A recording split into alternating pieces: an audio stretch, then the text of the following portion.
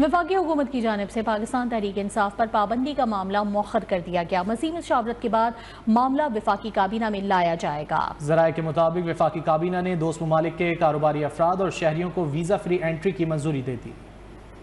وزیراعظم شہباز شریف کی زیر صدارت وفاقی کابینہ کا اجلاس ہوا، جس میں اہم معاملات پر غور کیا گیا۔ ذرائع کے مطابق کابینہ نے وزارت داخلہ کی سمری پر 126 ممالک کے باشندوں کو ویزا فری انٹری کی منظوری دے دی۔ ان ممالک کے لیے ڈیجیٹل ویزا دینے کی منظوری دی گئی ہے۔ ذرائع کا کہنا ہے کہ کابینہ میں پی ٹی آئی پر پابندی کا معاملہ بھی زیر غور آنا تھا، تاہم اجلاس میں اس معاملے پر کوئی غور نہیں کیا گیا، جبکہ کابینہ اجلاس میں سابق صدر عارف علوی، بانی پی ٹی آئی اور قاسم سوری پر آرٹیکل 6 لگانے کا معاملہ بھی زیر غور نہیں آیا۔ ذرائع کے مطابق وفاقی کابینہ نے ایس سی سی پی ایکٹ 1997 کے تحت خصوصی عدالتوں کے قیام، پاکستان اور ڈنمارک کے درمیان ایم او یوز پر دستخط کی منظوری دے دی۔ نجکاری کمیشن کے بورڈ کے اراکین کی تعداد میں اضافے، متروکہ وقف املاک بورڈ کے چیئرمین کی تعیناتی کی منظوری بھی دے دی گئی۔